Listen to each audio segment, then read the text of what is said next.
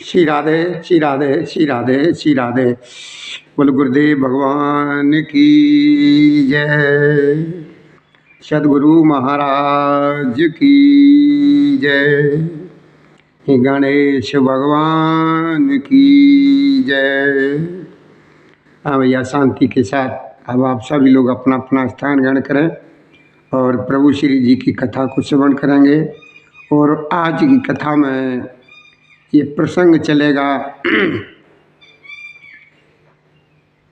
कि हमारे प्रभु श्री रामचंद्र जी जहाँ पर खेल रहे थे तो सुमंत्र जी वहाँ पर राम जी को जब बुलाने गए हैं तो राम जी ने देखा है कि सुमंत्र जी आ रहे हैं, तो सुमंत्र जी को पिता के समान समझ करके उनका बड़ा आदर सत्कार किया मेरे प्रभु श्री जी ने। अब जब वहाँ से चले हैं तो प्रभु श्री रामचंद्र जी के मुख को देख करके और राजा की आज्ञा सुन करके मतलब सुमंत्र जी ने राम जी को आज्ञा सुनाई और आज्ञा सुना कर वे रघुकुल के दीपक प्रभु श्री रामचंद्र जी को अपने साथ लेकर के चले हैं राजमहल के। और जब प्रभु श्री जी बिल्कुल ऐसे ही लवाजे में चले हैं सुमंत्र जी के साथ, तो वहाँ की जो जनता है जो प्रभु जी को देख रही है और वो सभी लोग जहाँ तहाँ आपस में विषाद ही कर रहे हैं। अब ये कथा अब आप लोग श्रवण करेंगे, शांति से बैठ जाइए। तो भैया हमारी तरफ से, हमारे शिवधाम आश्रम के सभी कार्यकर्ताओं की तरफ से हमारे प्रभु श्री राम जी की कथा की सुरत या भक्तों को आज की राम राम स्वीकार हो। जय श्री राधे, जय श्री कृष्ण गोविंद हरे मुरारी, हे नाथ नारायण वासुदेवाय नमः। तो आज की कथा रहेगी प्रभु श्री राम जी और माँ कैकेयी के बारे में। देखो आपस में दोनों में क्या संवाद हो रहा है, ये कथा आप श्रवण करेंगे। तो भोलेनाथ मैया पार्वती को ये कथा श्रवण कराते हैं और कहते हैं कि देखो माँ कि प्रभु श्री राम जी यानी रघुवंश मणि राम जी ने जाकर के देखा कि राजा उस कोप भवन में बड़ी ही बुरी हालत में पड़े हुए हैं। इस तरीके से पड़े हुए हैं मानो किसी सिंगनी को देख करके कोई बूढ़ा गजराज यानी बूढ़ा हाथी स्वयं करके वो पृथ्वी पर गिर पड़ा। इस हालत में राम का नाम राम जी के पिता श्री दशरथ जी जो ना वहाँ पर कोप भवन में पड़े हुए हैं। आगे देखा है कि राजा की ओंठ सूख गए। प्रभु श्री जी ने क्या देखा है कि पिता श्री के ओंठ सूख रहे हैं और सारा शरीर जल रहा है। इस तरीके की हालत हो गई है कि जैसे मान लीजिए मणि के बगैर सांप दुखी हो रहा हो। और पास ही क्रोध से भरी कैकेयी को देखा मानो साक्षात दशरथ जी की मृत्यु ही बैठी हो, जो राजा के जीवन की अंतिम घड़ियां अंतिम सांसों का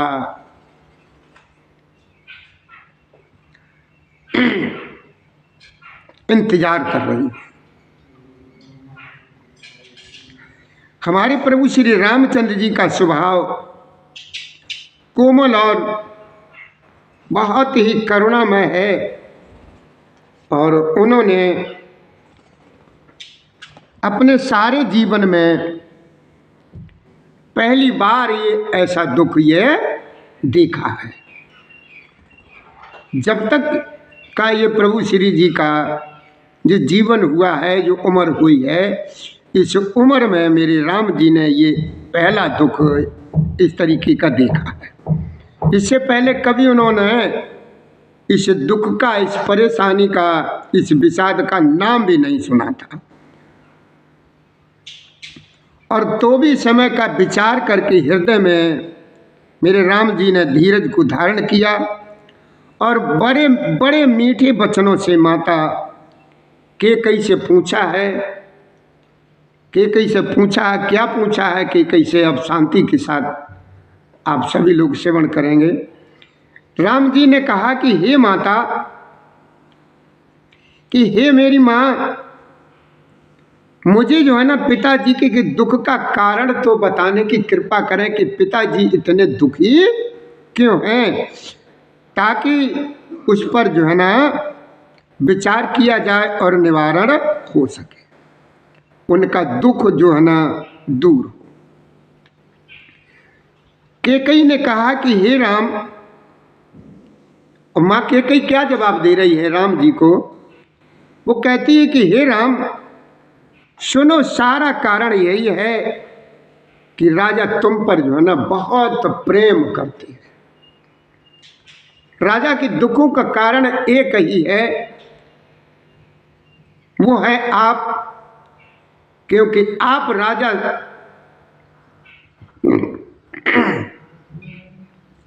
जब को जितना नहीं चाहते हैं उससे कई गुना राजा जो है ना आपको चाहते हैं। वो आपके बगैर जो है ना रह नहीं सकते।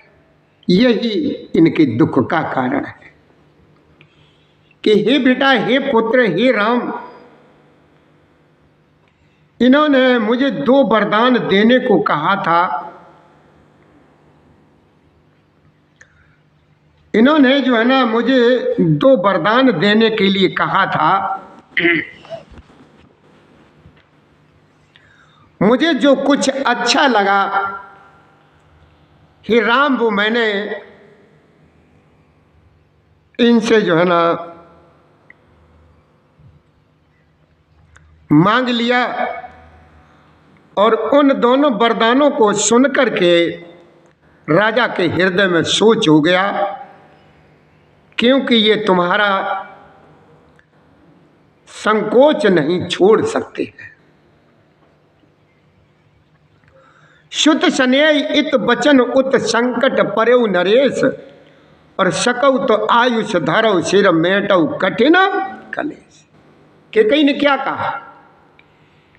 कैकेयी ने प्रभु श्री राम जी से कहा कि देखो भैया, बड़े ध्यान से इस कथा को श्रवण करो। ये कैकेयी और प्रभु श्री राम जी के दोनों के बीच का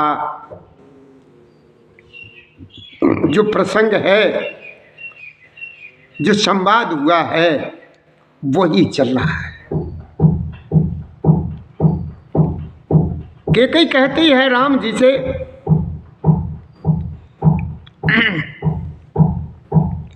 कि राजा को इधर तो पुत्र का स्नेह है और उधर प्रतिज्ञा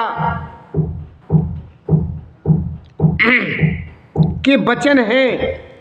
राजा इसी धर्म संकट में पड़ गए हैं। हे राम, यदि तुम इसको कर सकते हो तो राजा की आज्ञा जो है उसको सिर धारण करो और इनके कठिन कलेश को आप खत्म कर सकते हो। निद्रक बैठ कहे कटुबानी, सुनत कठिनता अति अकुलानी, जीव कमान वचन शरणाना, और मनो महेप मृदु लक्ष्य समाना।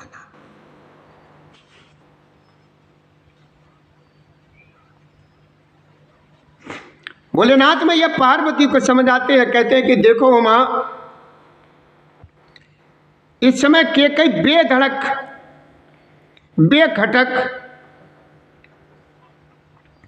बैठी हुई इतने कड़वे वचन, इतनी कड़वी वाणी बोल रही है, वो कह रही है, जिसे सुनकर के स्वयं कठोरता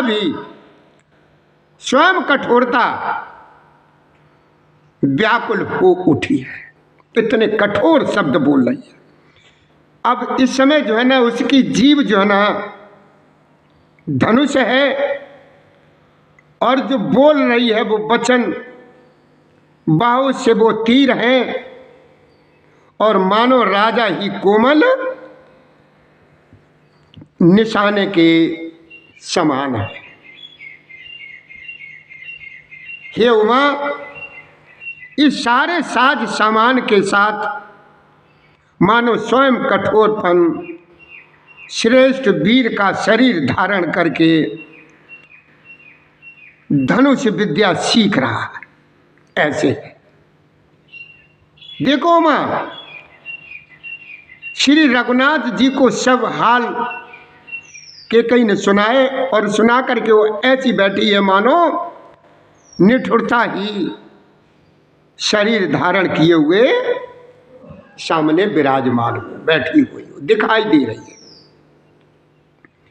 कि मन मुस्काय भानुकुल भानु, राम सहज आनंद निधानु, बोले बचन विगत सब दूषण, और मृद मंजुल जन बाग विभूषण। भोलेनाथ मैया को समझाते हैं पार्वती को, कहते हैं कि देखो मां, मन मुस्काय भानुकुल भानु, भानु कहते हैं सूरज को, यानी सूर्य वंश के कुल, सूर्य कुल के भानु। भानु भी सूर्य है और मेरे राम भानुकुल के ही मणि है। भोलेनाथ मैया को बार बार समझाते, कहते हैं कि देखो मां, बड़े ध्यान से कथा को श्रवण करो। इस समय जो है ना, कैकेयी और राम जी के बीच में जो संवाद हो रहा है वो बड़े समझने की बात है कि सूर्य कुल के सूर्य स्वाभाविक ही आनंद निधान प्रभु श्री रामचंद्र जी मन में मुस्कुरा कर के सब दूसरों से, यानी दूसरों से रहते ऐसे कोमल और सुंदर वचन बोले हैं जो मानो वाणी के भूषण ही थे। सुन जननी सोई सुत बड़भागी। प्रभु श्री राम जी ने क्या कहा कि देखो मां, जननी कहते हैं मां। राम जी ने, कैकेयी ने जो कहा, तो राम जी ने जवाब दिया, मां से कहा कैकेयी से कि देखो मां, सुनो, वही पुत्र बड़ा भाग्यशाली होता है जो अपने माता पिता के वचनों का पालन करता है। वो पुत्र बहुत भाग्यशाली होता है जो पुत्र अपने माता पिता की आज्ञा को मानता है और अपने माता पिता को संतुष्ट करता है। हे जननी, सारे संसार में ऐसे ये दुर्लभ है।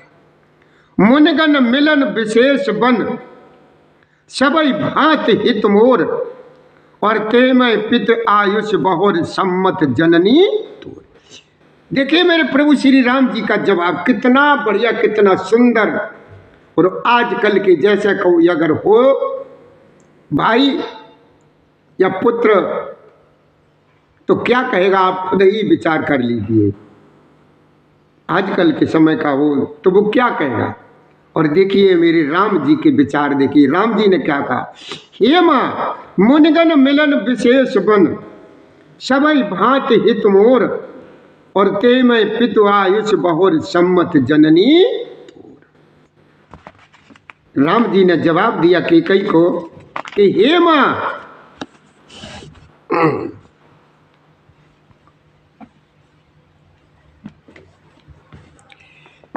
क्या कहा राम जी ने।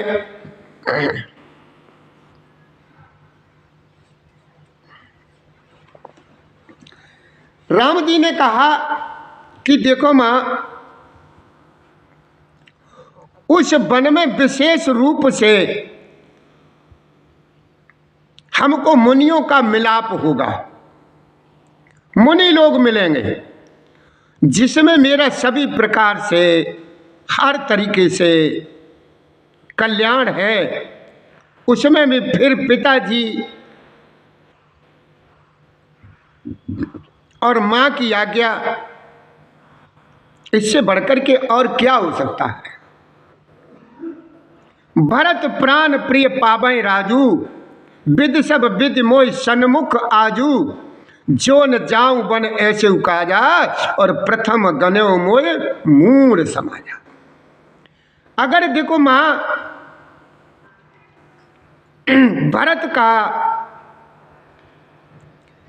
भरत जी को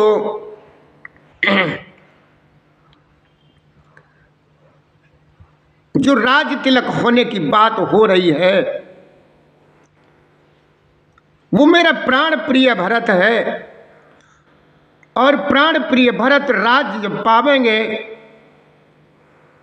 इन सभी बातों को देख करके यह प्रतीत होता है कि आज विधाता सब प्रकार से मेरे यानी मुझे सम्मुख है, मेरे अनुकूल है। यदि ऐसे काम के लिए भी मां मैं वन को न जाऊं, तो मूर्खों के समाज में सबसे पहले गिनती मेरी होगी। इससे मां और बढ़कर के क्या हो सकता है। जो कल्प वृक्ष को छोड़ करके, कल्प वृक्ष को छोड़ करके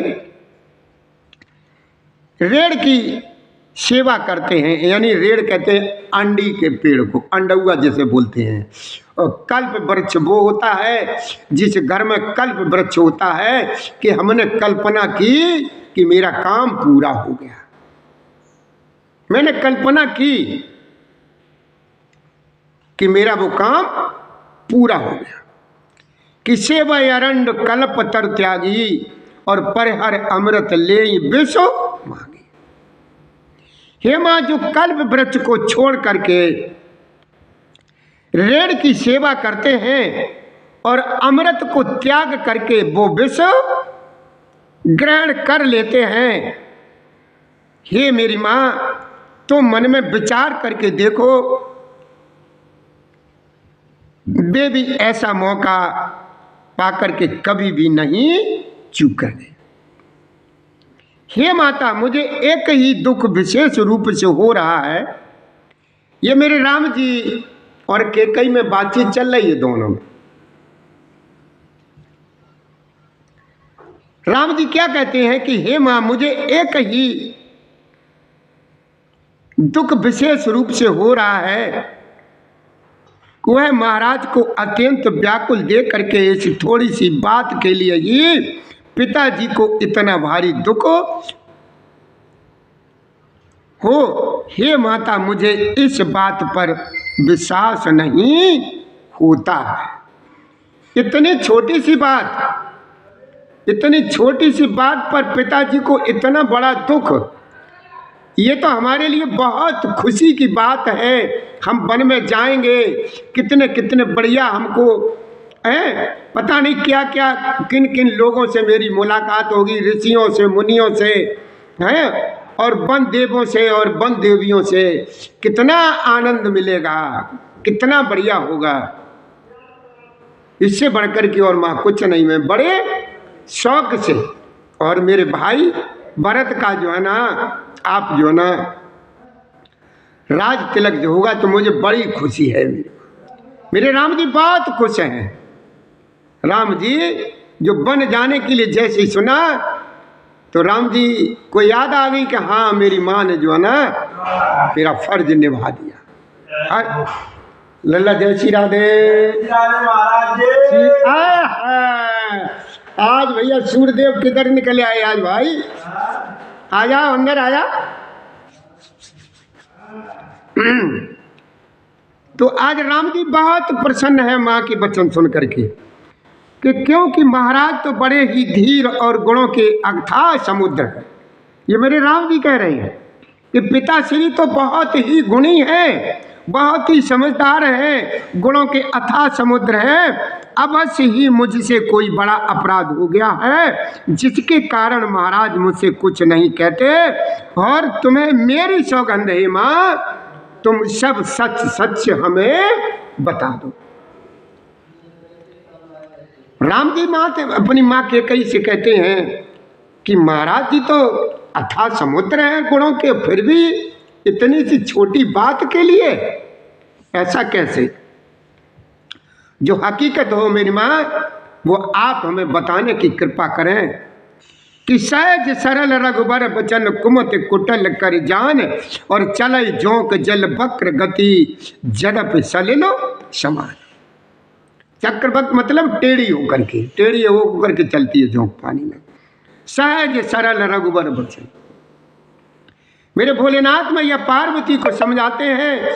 और देखिए हमारे लोगों का भी भाग्य देखिए कि मेरे भोलेनाथ कथा को श्रवण करा रहे हैं, और मैया पार्वती के साथ साथ हम लोगों को भी कथा श्रवण करने को मिल रही है।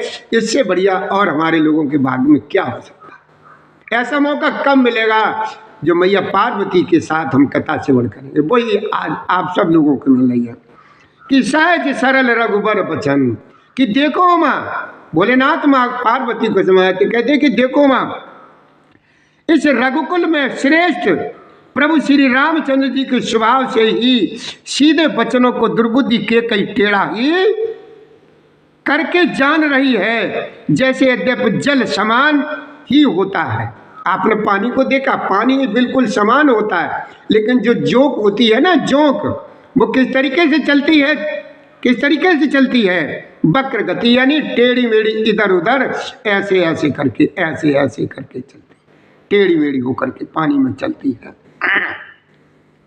परंतु जोंक उसमें टेढ़ी चाल से ही चला करती है।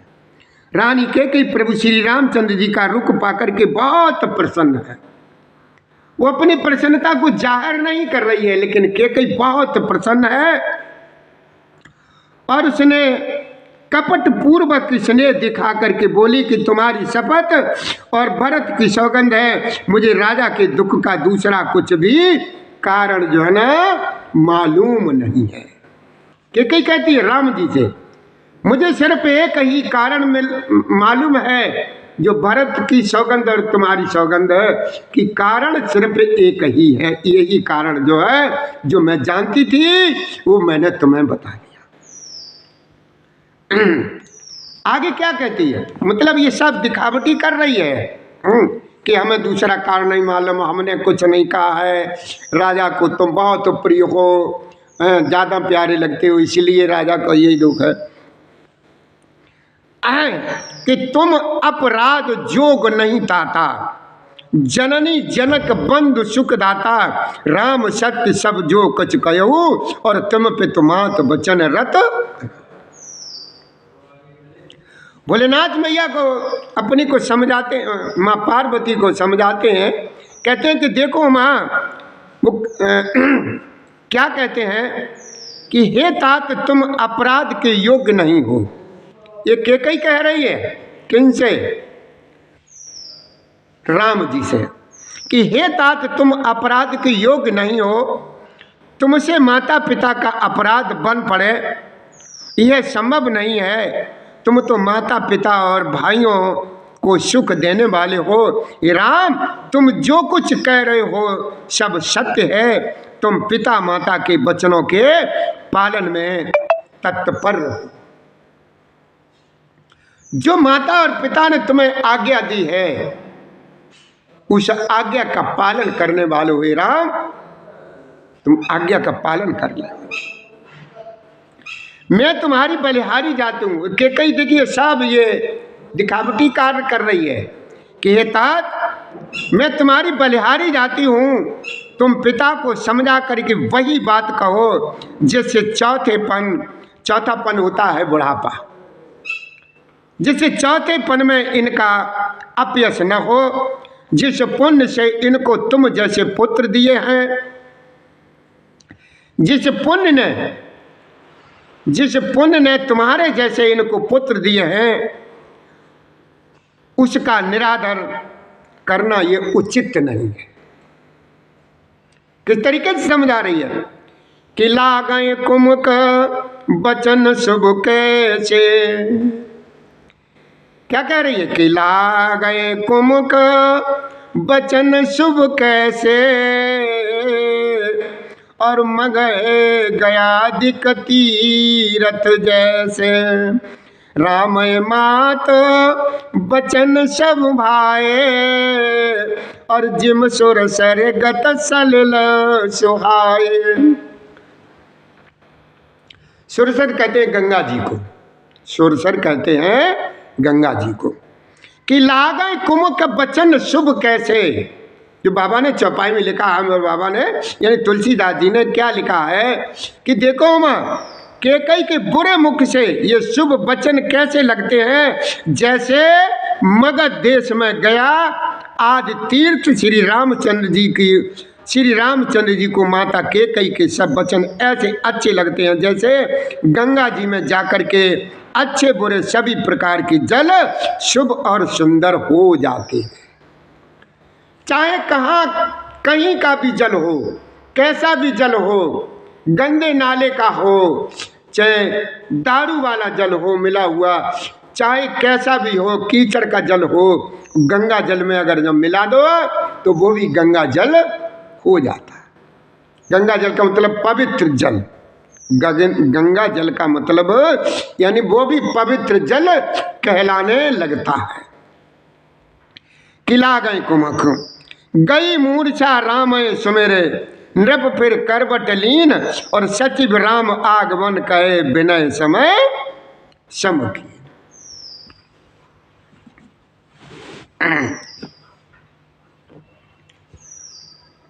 तो बाबा ने लिखा है तुलसीदास जी ने दोहे में कि गई मूर्छा रामय सुमेरे। देखिए अब दशरथ जी के मुख से हर समय एक ही शब्द निकलता है, राम।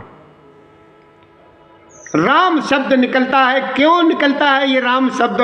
राम शब्द इसीलिए निकलता है जब मनु और शत्रुपा के रूप में ये दोनों लोग ये तप कर रहे थे, तो नारायण ने क्या कहा था? जब नारायण इनके तप से जब प्रसन्न हुए थे तो उन्होंने यही वर दिया था, जब मनु जी ने मांगा था कि हे प्रभु, हे नारायण, हमें तुम्हारे जैसा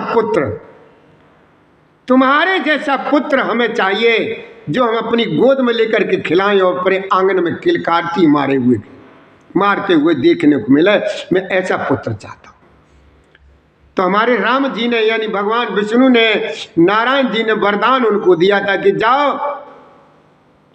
मेरे नारायण विष्णु भगवान कहते गए थे, बाद में बहुत पछताने थे। ये पछताने थे कि हमने इनसे ये कह तो दिया कि जाओ, मैं ही तुम्हारा पुत्र बन करके आऊँगा और मेरी भार्या भी आएगी। भार्या मतलब पत्नी। पत्नी कौन है? नारायण की लक्ष्मी जी। जो लक्ष्मी जी सीता के रूप में आएंगी जनकपुर में, और हम जो है ना त्रेता में अयोध्या के तुम राजा हो गए, उस समय हम आकर के तुम्हारे सारी मनोकामनाएं पूर्ण करेंगे। तो राम जी बहुत पछताने थे, विष्णु भगवान बहुत पछताने के मेरा जैसा तो कोई है नहीं, मैं ही आऊँगा। इसलिए जो है ना दशरथ जी राम को बहुत प्रेम करते थे। राम के अलावा इनके मुंह से कोई दूसरा कोई शब्द नहीं निकलता था। तो जब सुमंत्र जी ने राजा को ये बताया है जा करके कि राम जी जो है ना आए,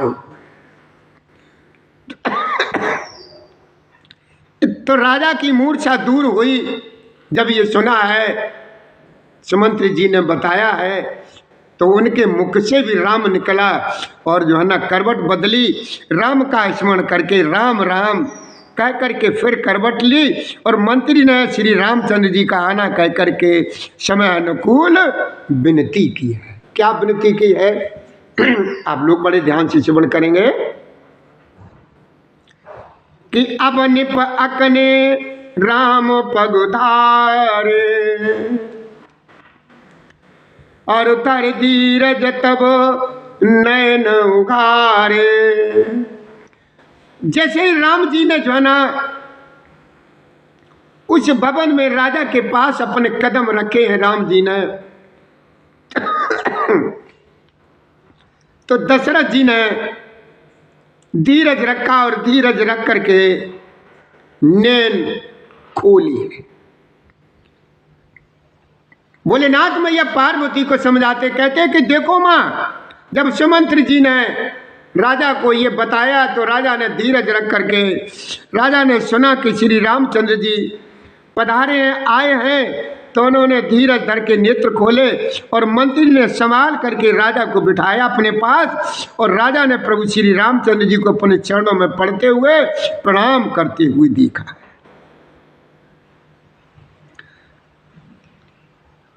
राजा ने कैसे देखा प्रभु श्री रामचंद्र जी को कि रामचंद्र जी दशरथ जी के चरणों में प्रणाम कर रहे हैं। लिए सने बिकल उरलाई और गय मन मनौ फनिक फिर पाई और राम चितय रयो नरनाहू और चला बिलोचन बार प्रभाव।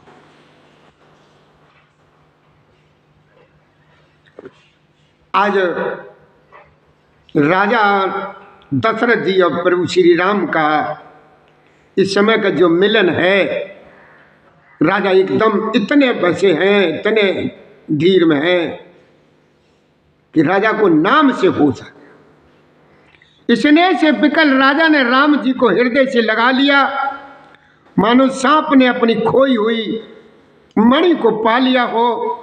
राजा दशरथ जी श्री राम जी को देखते ही रह गए हैं, उनके नेत्र में आंसुओं की धारा बह रही, कुछ कह नहीं पा रहे हैं, कुछ बता नहीं पा रहे हैं। राजा का इतना बुरा हाल है, अपने पुत्र को देख रहे हैं और देखते देखते नेत्रों से आंसुओं की धारा बह रही, शोक विवश कछु कह नहीं पा रहा और हृदय लगावत 12 और विधि मनाऊ राव मन माही और जय रघुनाथ न कानन जा। कितना बढ़िया। फिर बाबा मेरे धन्य तुलसीदास जी हैं लिखने वाले, इनके चरणों में मेरा कोटि कोटि प्रणाम है। बार बार वंदना, हजार बार वंदना। और बाबा तुलसीदास जी के चरण कमल में बार बार वंदना, बार बार वंदना, हजार बार वंदना। तुलसीदास जी के चरण कमल में बार बार वंदना। राजा बहुत दुखी है, शोक विवश कछु कह नहीं पा रहा। राजा कुछ बेचारे कह नहीं पा रहे हैं, राजा बहुत दुखी हैं। शोक के विशेष बस होने के कारण राजा बिल्कुल भी कुछ नहीं कह सकते हैं। वे बार बार प्रभु श्री रामचंद्र जी को अपने हृदय से लगाते हैं और मन में ब्रह्मा जी को मनाते हैं कि जिससे रघुनाथ जी वन को न जाए। एक यही प्रार्थना करते हैं, चाहे कुछ भी हो जाए, चाहे कोई कुछ भी हो जाए, मैं भरत जी का जो है ना राज तिलक सवेरे ही कर दूंगा, लेकिन जो है ना मेरे राम वन को न जाए। सुमिर महेश कहे न होरी, बिनती सुनौ सदा शिव मोरी। आशुतोष तुम अबडर दानी और आरत हरौ दीन जन जानी। देखिए आज राजा किसके बस में है? राजा आज किनके बस में? दशरथ जी सम्राट कहे जाते हैं, इंद्र के यहाँ जाते हैं दशरथ जी तो इंद्र भी आधा सिंहासन खाली कर देता है। और वही राजा आज देखिए एक स्त्री के बस में है, कुछ नहीं कर सकता, कुछ नहीं कह सकता। अपने राम जैसे बेटे को जो प्राणों से प्रिय है, हर समय राम को अपने आंखों के सामने रखना चाहते हैं, लेकिन राजा आज एक स्त्री के चक्कर में सब कुछ। फिर महादेव जी का स्मरण करके उनसे निहोरा करते हुए कहते हैं, हे सदाशिव, हे हमेशा सत्य रहने वाले हे सदाशिव, आप मेरी विनती सुनिए। आप आशुतोष यानी शीघ्र प्रसन्न होने वाले, आशुतोष का मतलब है आप शीघ्र प्रसन्न होने वाले, और अबडर दानी, अबडर दानी मतलब कहते हैं मुंह मांगा हुआ, जो कुछ जो भक्त उनसे मांगे वो देने वाले।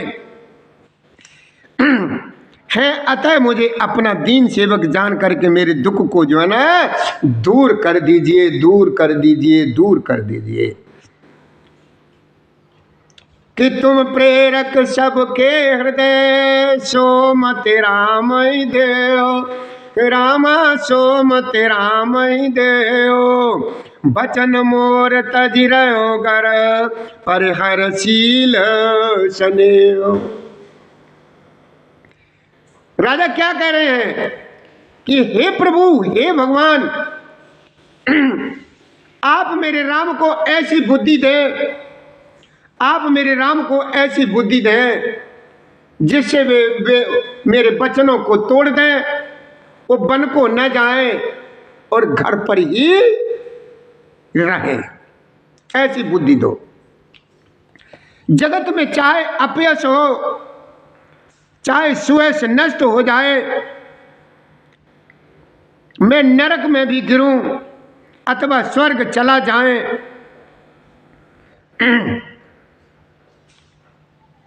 और भी सब प्रकार से दूसरे दुख आप मुझसे सहन करा लें, पर प्रभु श्री रामचंद्र जी मेरी आंखों की ओट न हो, मेरी आंखों के सामने बने रहे।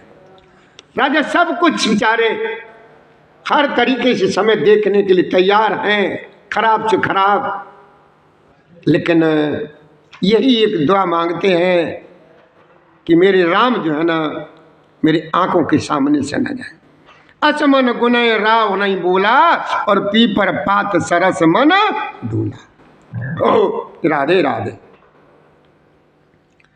आगे बाबा ने जो चौपाई में लिखा है तुलसीदास जी ने कि असमन गुनय राव नहीं बोला, पीपर पात सरस मन डोला। रघुपति पिता प्रेम बस जानी, अरे पुन कछु कैस मात अनुमानी। भोलेनाथ मैया को समझाते कहते हैं कि देखो मां, राजा मन ही मन इस प्रकार विचार कर रहे हैं, वो बोलते कुछ भी नहीं है, मन ही मन में जो कुछ भी चल रहा है, राजा के मन ही मन में जो कुछ चल रहा है, लेकिन वो बाहर कुछ नहीं बोलते हैं।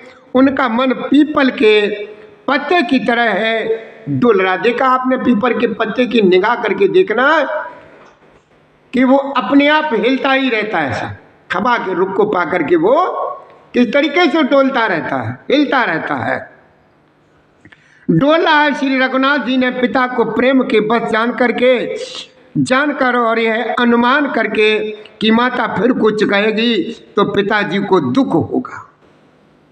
अगर मां ने आगे और कुछ बोला तो पिताजी को और तकलीफ होगी। देश काल और अवसर के अनुकूल विचार करके विनीत वचन कहे हैं कि तात मैं कुछ कहता हूं, ये ठिठाई करता हूं, इस अनौचित्य को मेरी बाल्यावस्था समझ करके क्षमा कीजिएगा।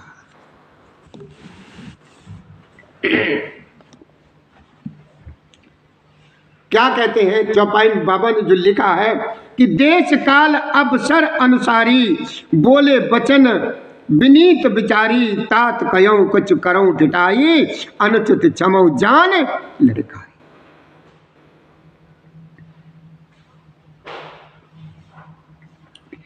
कहते हैं कि देश काल और अवसर के अनुकूल विचार कर विनीत वचन कहे कि हे तात मैं कुछ कहता हूँ, ये ठुटाई करता हूँ, इस अनौचित्य को मेरी बाल्यावस्था समझ करके मुझे क्षमा कर देना, क्षमा कर दे।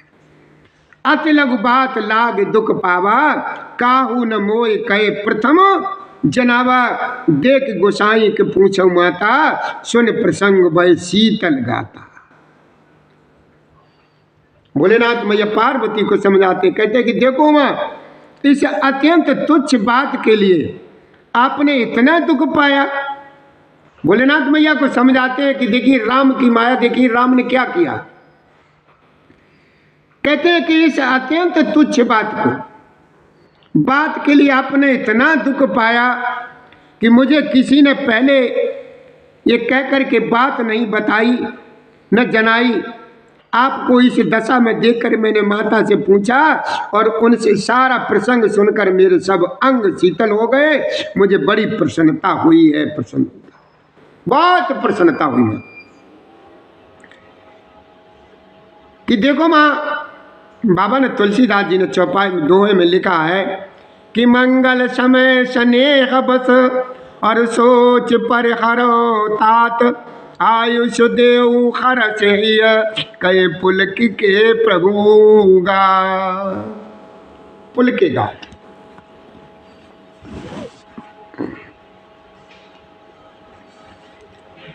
मेरे राम जी ने क्या कहा?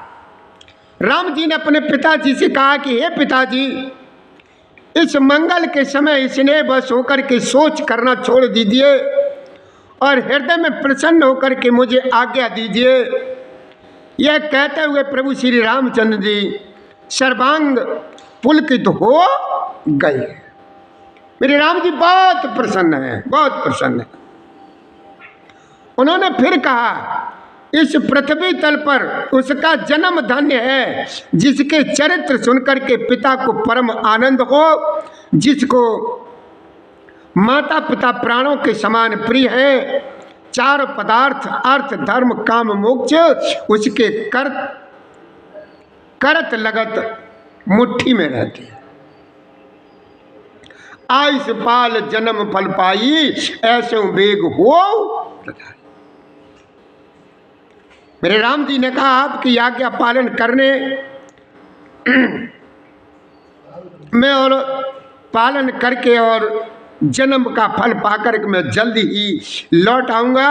अतः कृपया क्या कहते ना, अतः कृपया जो है ना आप आज्ञा दीजिए, माता से विदा मांग आता हूँ, फिर आपके पैर लग करके प्रणाम करके वन को मैं चलूंगा।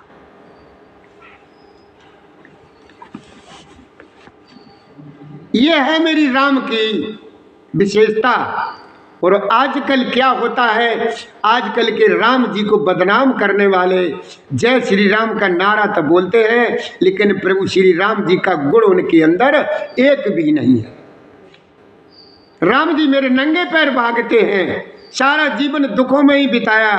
और इन लोगों को देखो, जो सनातनी जो है ना, अपने को जन क्या हिंदुत्व और पता नहीं क्या क्या कहने वाले लोग जो है ना, ये क्या करते हैं, लग्जरी गाड़ियों पर चलते हैं। ये राम जी के गुण इनके अंदर एक भी नहीं है। अस कह राम गवन तब कीना और भूप शोक बस उत्तर न दीना, नगर व्याप गई बात सुती थी और छुअत चढ़ी जन सब तन। ऐसा कहकर के तब प्रभु श्री रामचंद्र जी वहां से चल दिए। राजा ने शोक बस कोई उत्तर नहीं दिया। वह बहुत ही तीखी यानी अप्रिय बात नगर में इतनी जल्दी फैल गई, मानो डंक मारते ही बिच्छू का विष सारे शरीर में चढ़ जाता है। इतनी जल्दी ये बात जो है ना सारे अयोध्या में फैल गई। इस बात को सुनकर के सब स्त्री और पुरुष ऐसे व्याकुल हो गए जैसे दावानल वन में आग लगी हो। देख करके बेल और वृक्ष मुरझा जाते हैं। जो जहां सुनता है वो वहीं सिर धुनने लगता है। बड़ा विषाद है, किसी को धीरज नहीं बनता है। आगे बाबा ने लिखा है दोहे में कि मुख सुखाए लोचन छत्रभ और शोक न हृदय समाय, और मनो करुण रस कटकई उतरी अबधो बाजार। अब वहां का क्या हाल है, भोलेनाथ मैया पार्वती को समझाते, कहते हैं कि देखो माँ, सबके मुख सूख जाते हैं, आंखों से आंसू बहते हैं और शोक हृदय में नहीं समाता है। मानो करुणा रस की सेना अवध पर डंका बजा करके उतर आई हो। ये हाल है सारे अयोध्या वासियों का। भैया हमें 2 मिनट का हमें समय दीजिए, उसके बाद हम आप लोगों को कथा फिर श्रवण कराएंगे। आप अपनी अपनी जगह पर विराजमान रहिए। सिर्फ 2 मिनट का समय दीजिए, उसके बाद हम कथा को